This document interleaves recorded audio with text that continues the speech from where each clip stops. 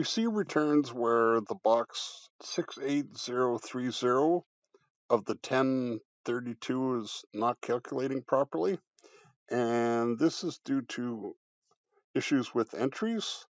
So let's have a look at the issue and how to resolve it. Let's go have a look at profile.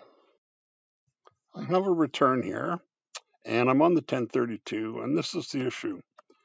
Some people find that this is the wrong amount, and what we can go do is look at the entries on the info section.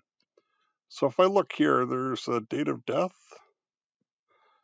in 2022, and if I go over to the other spouse, they're widowed as the date of death, and that's correct. But if we go back to the info page, what some people do is put in a, a change for the deceased person. But there is no change for the deceased person. Instead of what is your marital status on December 31st, this should be what is the marital status on the date of death, which was married, so there was no change throughout the year. So this is a manual entry that some people make. I can see why they might do that, but it is not required and it causes this problem. So if I remove that and then go back to the 1032, profile is using or shows the correct amounts now. So that resolves that issue. I've got the return set back so they're both married. That's what happens when you put in a date of death.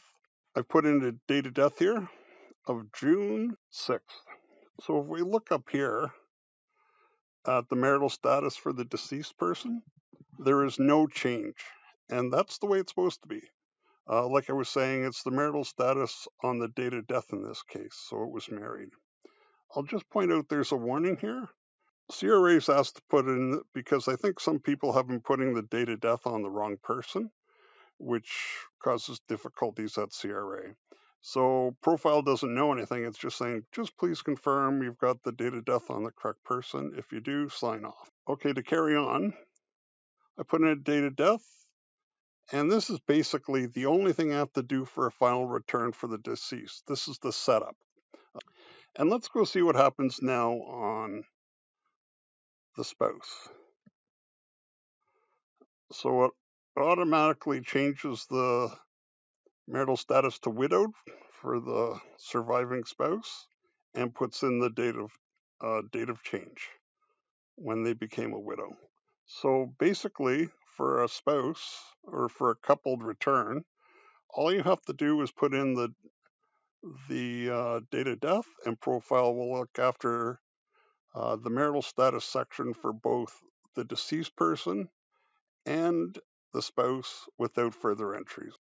I hope you found this video helpful, and for more support options, you can go to the profile website. It's profile.intuit.ca and look for the support menu item there.